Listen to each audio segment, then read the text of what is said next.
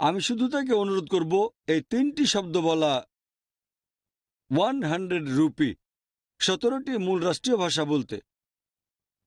ভারতে মাত্র 17টি মূল ভাষা আছে, আর ডক্টর উইলিয়াম ক্যাম্বেলের জন্য এটা সহজ করতে আমার কাছে একটা 100 রুপির নোট আছে, এবং এটাতে 17টা ভাষায় উল্লেখ করা আছে, ইংরেজি ছাড়া।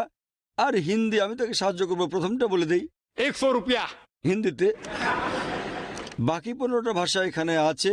আমি অনুরোধ করব তাকে পড়ার জন্য। আমি জানি পরীক্ষাটা বলে দেয় তারা বিদেশি ভাষায় কথা বলতে পারবে নিজে থেকেই, কোনো রকম পড়াশোনা না করি। তবে আমি এটা সহজ করে দিতে চাই। একজনকে পরীক্ষা পাস দেখতে চাই, কাউকে দেখিনি। তাহলে নিজে থেকে না বলতে পারলেও, তিনি স্মৃতি থেকে না পারলেও, কমপক্ষে পড়ে বলুন, আমার আপত্তি নেই, আমি মেনে নেব। আর আমি চেয়ারপারসনকে অনুরোধ করব এটা দিতে, ডক্টর উইলিয়াম ক্যাম্বেলকে। তার প্রত্যুত্তরের পর্ব আছে, 15টা ভাষা, 100 রুপিয়া, মাত্র 3টি শব্দ।